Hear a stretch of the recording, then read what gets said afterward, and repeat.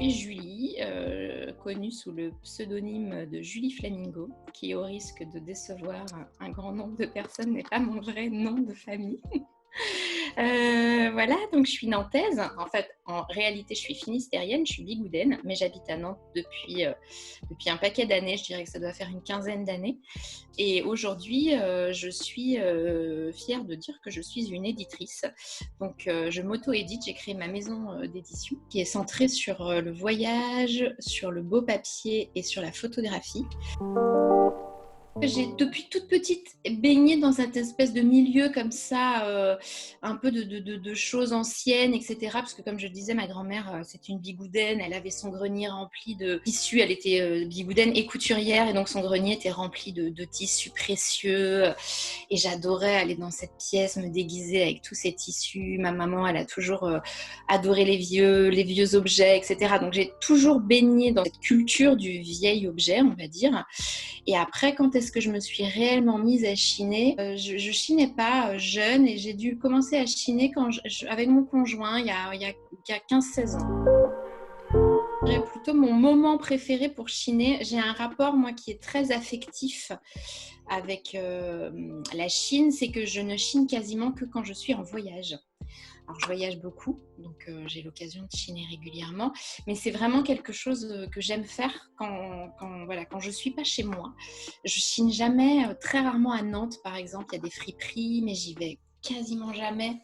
Un peu par curiosité quand je mets à jour mes guides.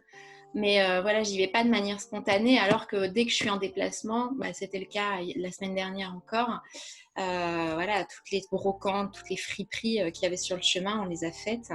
Donc c'est vraiment lié, ouais, au voyage.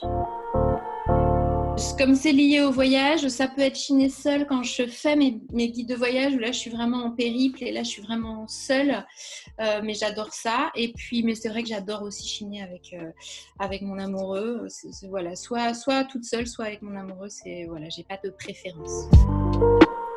J'adore chiner des fringues. Ma garde-robe n'est absolument pas constituée à 100% de sapes chinées, pas du tout. Je dirais que c'est plutôt un 30% peut-être de Chine. Mais j'adore dénicher voilà, la petite... là, par exemple, j'étais à Brest la semaine dernière et puis je suis tombée sur une friperie géniale et j'ai chiné, alors on ne la voit pas, mais c'est une robe longue en velours violet comme ça que je trouve magnifique, que j'adore.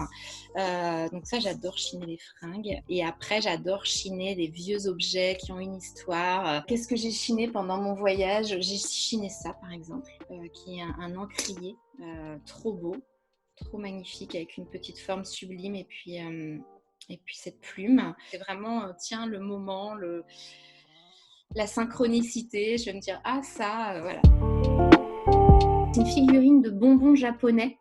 Des années pareilles 60, mais que j'ai chiné à Williamsburg, au temps où Williamsburg n'était pas encore donc dans Brooklyn, ce qu'elle est devenue aujourd'hui, et il devait y avoir une librairie et deux brocantes, et j'ai trouvé cette poupée là, figurine à cet endroit-là. Je l'avais déjà payée vachement cher à l'époque. Aujourd'hui, je pense qu'elle en vaut encore plus, et j'adore cet objet.